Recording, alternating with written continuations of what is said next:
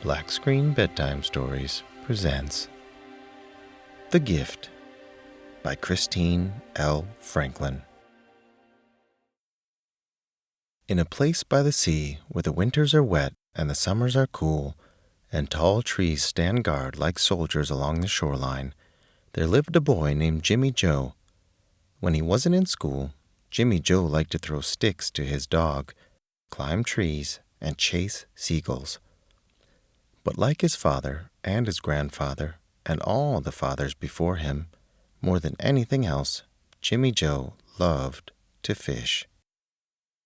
One day, Fish Woman said to Jimmy Joe, "Let's go for a boat ride, eyes like blackberries." Fish Woman was old and wise, and she never used a person's regular name. "Can we fish?" asked Jimmy Joe. "Of course," said Fish Woman. "Why else would we go?" Jimmy Joe ran home to ask his mother.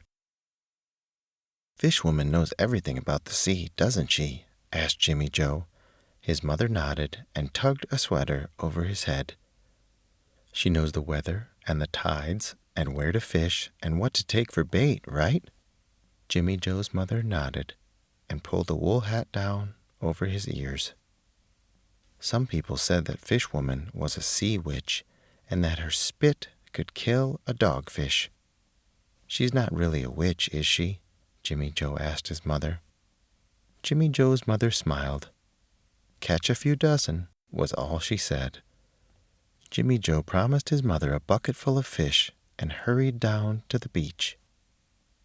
Fish Woman lived in a tumble-down shack right on the beach. Once it had been white.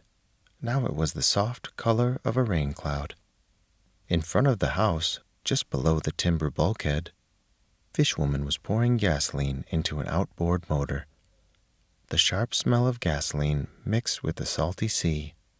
It was a good smell, a fishing smell. "Climb aboard!" shouted Fish Woman.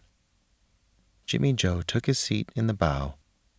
Then Fish Woman heaved the little boat into deep water and hopped aboard as nimbly as a squirrel. The outboard motor started with a roar. "What are we after?" shouted Jimmy Joe. "What are you after?" Fish Woman shouted back. Jimmy Joe thought of the cod and sole and sea perch he would bring to his mother. "Stew fish!" he yelled. "I know something better than stew fish," Fish Woman hollered above the sound of the motor. "Salmon?" asked Jimmy Joe. Fish Woman headed the boat towards Chinook Point. "I'm going to catch a big salmon," yelled Jimmy Joe. "I know something even better than salmon," shouted Fish Woman. She grinned until her eyes nearly disappeared. Jimmy Joe peeked over the side of the boat into the green water to see if the salmon were running. Fish Woman laughed. "Do you think they swim up to where you can see them?" Jimmy Joe smiled and shook his head. He didn't know what salmon did when they were running. He only wanted to catch one and take it home. When they got to Chinook Point, Fish Woman cut the motor. Jimmy Joe dropped the anchor overboard. He was careful to not let the nylon rope burn his hands as it whizzed into the deep. The water made a thick, salty plop as Jimmy Joe's bait and weights disappeared into the bay. "If you hook a big salmon," said Fish Woman as she tossed her rig into the water, "let me know. You'll need help." Jimmy Joe was sure he wouldn't need any help. For a long time, nothing happened.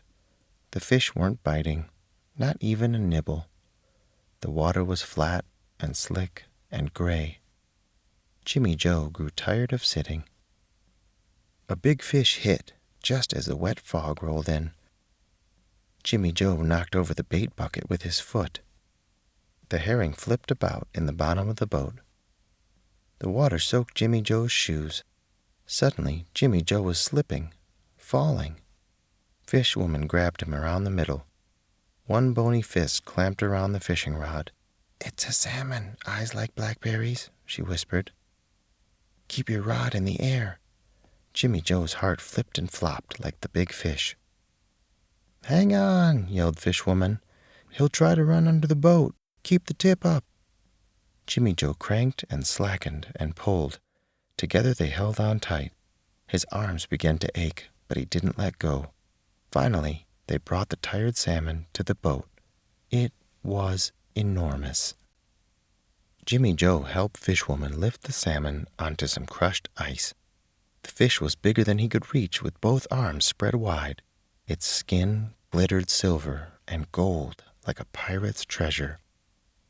None of Jimmy Joe's friends had ever caught a Chinook. It was something to be proud of, but something was wrong. Jimmy Joe tried to feel happy. He imagined the surprise on his mother's face when he brought home such a huge fish. But looking at the beautiful, dead fish made Jimmy Joe feel cold inside. Then, through the thickening fog, Jimmy Joe heard a strange sound. It was a long way off.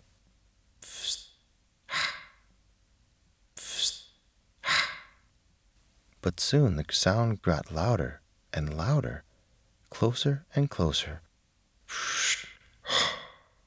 All at once, Jimmy Joe saw glossy black backs and sharp dorsal fins in the water. Went the sound, exhaled through blowholes the size of his fist. And then he heard Fishwoman whisper a single word, "Welcome." One whale moved in close. The fin on its back stood as tall as Jimmy Joe. Jimmy Joe shivered. His heart rattled and thumped, but he wanted to see the whale. He inched toward the edge of the boat. Beside him in the water was the largest animal he had ever seen. "What do they want?" asked Jimmy Joe, in a voice that quivered like a jellyfish. "They want the same thing you do, food." Jimmy Joe's eyes opened wide. Fishwoman grinned. "Salmon, boy. They're hunting salmon." The wolves of the sea don't waste their time on skinny boys and tough old women. As if it had heard her words, the whale rolled playfully to one side. Jimmy Joe saw its bright, white underbelly, and its huge mouth curled up in a permanent smile. It was almost close enough to touch.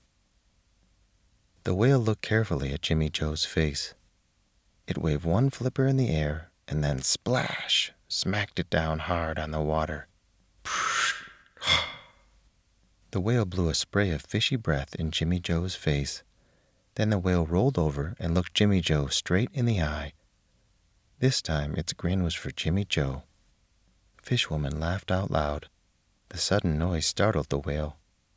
It slipped below the surface and moved away.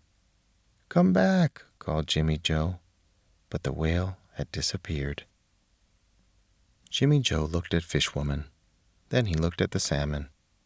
Jimmy Joe tried to lift the salmon by himself, but it was heavy and slick. Fishwoman helped him. Together they slipped the big fish into the sea. Suddenly the whale sped back toward the boat. With one monstrous gulp, it grabbed the fish and dove out of sight. The little boat danced and jumped in its wake. Jimmy Joe heard in the distance, but he couldn't see through the fog. He looked for the other whales, but they were gone. "Bring them back," cried Jimmy Joe, looking at Fishwoman. "Me?" asked Fishwoman with a surprised look. She shook her head. "When the great wolves of the sea choose to show themselves, it is a gift." "It's better than cod or sole or sea perch," whispered Jimmy Joe. "It's better than catching a salmon."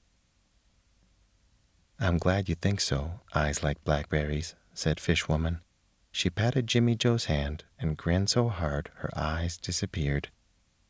"And now," she said, "let's go catch that bucket of stew fish." The end.